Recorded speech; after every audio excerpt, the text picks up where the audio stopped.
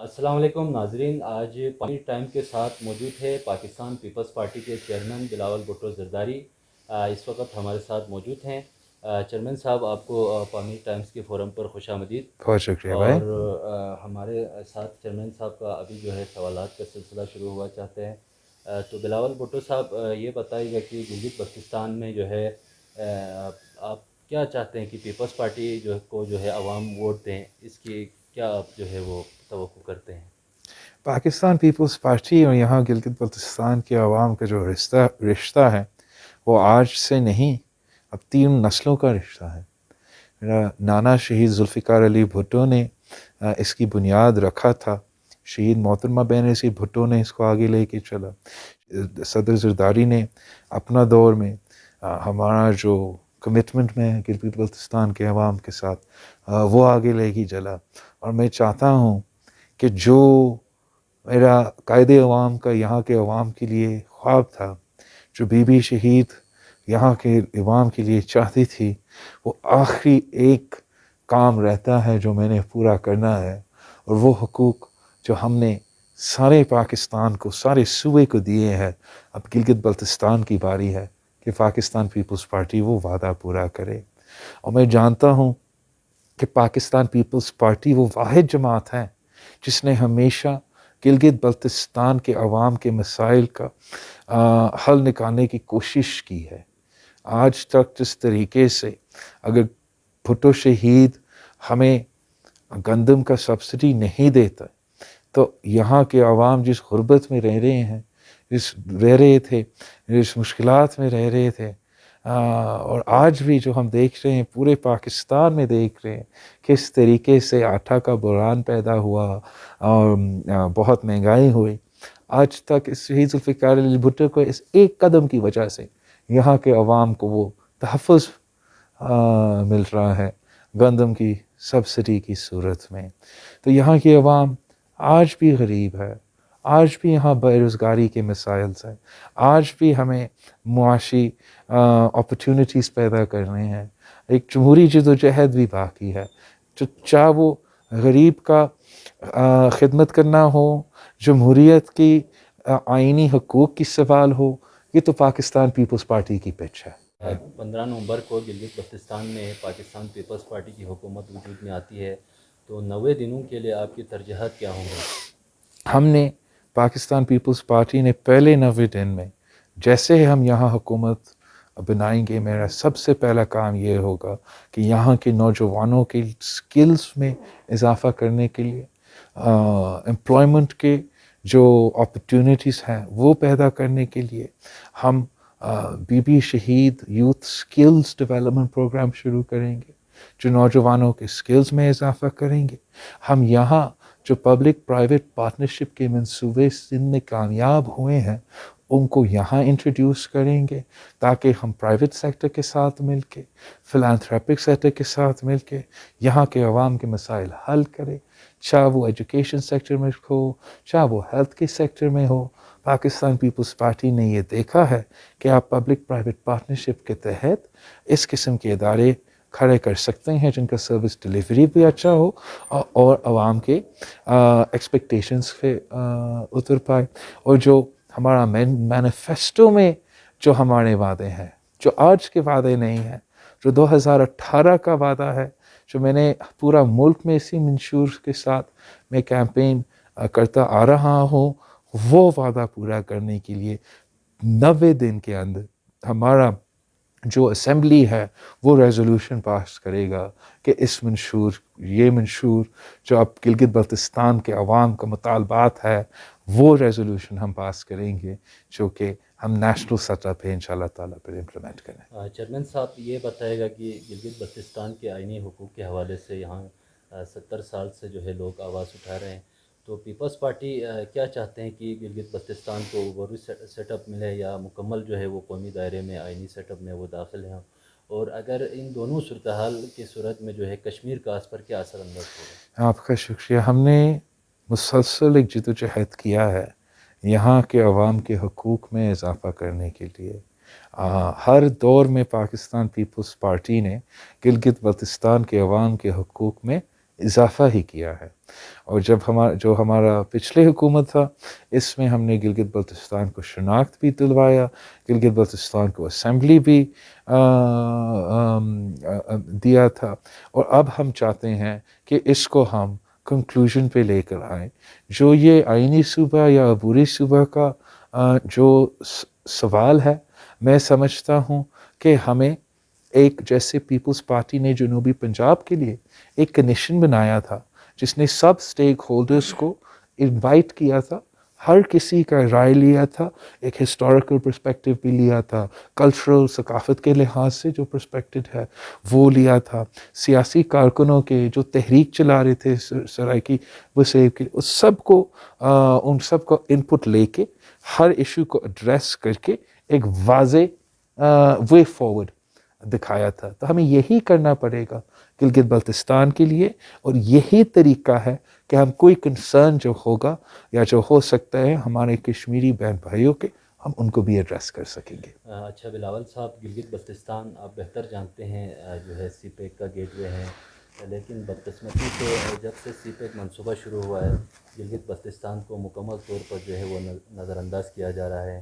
کہیں پر جو ہے وہ اس سی پیک کا منصوبہ جو ہے وہ شروع ہوتا نظر نہیں آ رہا. اس پر جو ہے پاکستان پیپلز پارٹی کا کیا موقف ہے؟ تو میں نے جب صدر زرداری نے اس سی پیک کے منصوبہ کے لیے جدوجہد کیا تھا اور چائنا کے ہر علاقوں کا دورہ کیا تھا اس کی لابینگ کرنے کے لیے اور اس کو حقیقت میں تبدیل کرنے کے لیے, تو تب ہمارا سوچ تھا, صدر زرداری کا ویژن تھا کہ ہم سی پیک کو پرائیورٹی تو پسماندہ علاقے کو دیں گے, اور گلگت بلتستان سے لے کے فاٹا سے لے کے بلوچستان تک ہم اپنے جو پسماندہ علاقے ہیں ان کو سب سے پہلے سی پیک کے فائدہ پہنچائیں, اور پھر بعد میں جو باقی علاقے ان کو ضرور موقع بھی ملے. میں نے اپنا کوئٹہ کی تقریب جو میں نے شگر سے ویڈیو لنک کے تھرو کیا تھا, وہاں میں نے یہی جو گلگت بلتستان کا اور گوادر کے عوام کا کمپلینٹ ہے کہ جو منصوبہ صرف اور صرف بلوچستان کی گوادر کی وجہ سے اور گلگت بلتستان کی سرحدوں کی وجہ سے پورا ملک کو فائدہ مل رہا ہے, ان کو یہ شکوہ نہیں ہونا چاہیے کہ ان کو اس منصوبہ سے فائدہ نہیں دیا جا رہا ہے, جو کہ کمپلینٹ ہے, یہاں کا کمپلینٹ ہے, وہاں کا بھی کمپلینٹ ہے, اور اس کو ضرور ہمیں ایڈریس کرنا پڑے گا. اور یہی پیپلز پارٹی کا موقف ہے کہ مقامی لوگوں کو سب سے پہلے فائدہ دیا جاتا ہے, اور اس طریقے سے پھر ایک منصوبے میں ایک بائی ان ہوتا ہے, ہر آدمی کا سٹیک ہوتا ہے, وہ سب اون کرتے ہیں اور ان کو اس پورا منصوبے کو طاقت بھی دی جاتی ہے. بلاول صاحب, گلگت بلتستان میں غربت جو ہے وہ کافی کم ہوئی ہے. آپ سمجھتے ہیں کہ جو ذوالفقار علی بھٹو نے یہاں گندم سبسڈی کا باقاعدہ یہاں پہ نفاذ کیا تھا, اب وہ ختم ہونا چاہیے؟ بالکل نہیں, یہ ایبسولوٹلی ایک ناانصافی ہوگا گلگت بلتستان کے عوام کے ساتھ. یہ اس دور دراز علاقہ میں اس گندم کو پہنچانا, یہاں کا جو ایبلٹی ہے اس فصل کو کے لیے وی کی ناٹ افورڈ کہ ہم کسی کو یہ سوچنے دیں کہ ہم اپنا گندم سبسڈی کو ختم کیا جائے. میں مانتا ہوں کافی ترقی ہوا ہے کچھ علاقوں میں گلگت بلتستان میں, لیکن ساتھ ساتھ غربت اور پسماندگی ہر جگہ ہے. اور آپ دیکھیں کہ پاکستان میں کیا مہنگائی کی طوفان چل رہا ہے. میں اپنے گلگت بلتستان کے عوام کو اس سے محفوظ رکھنا چاہتا ہوں, اور میں نہیں سمجھتا ہوں کہ ہمیں کسی کو یہ اجازت دینا چاہیے. ہمیں یہاں کے جو غریب عوام ہیں ان کا خیال رکھنا چاہیے. گندم کا جو سبسڈی ہے اس کا جو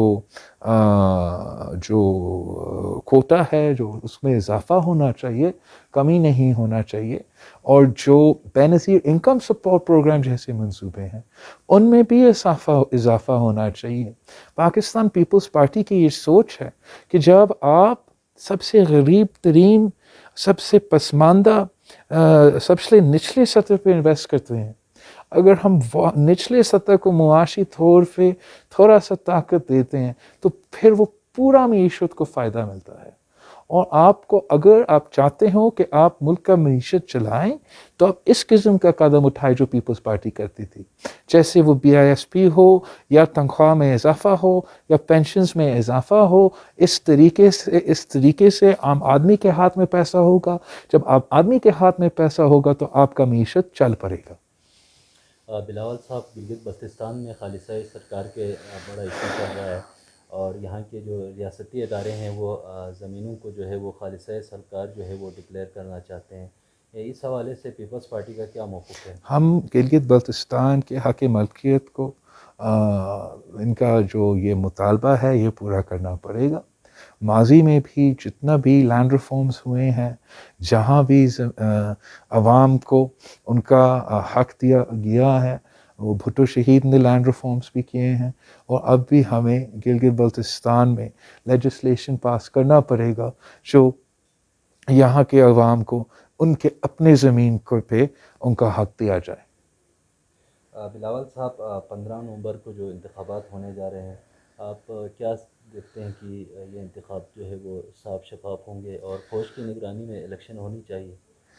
میرا شروع دن سے مطالبہ ہے کہ ہم نہیں چاہتے کہ ہمارا فوج جن پہ ہم فخر کرتے ہیں، جو ہمارے سرحدوں پہ ہمارا دفاع کرتے ہیں، یہاں کارگل میں اور آپ کی سرحدوں پہ اتنا سردی میں اس ملک کا دفاع کرتے ہیں، کہ ہم ان کو متنازع کام دیں جس سے ان کا ادارہ متنازع ہو.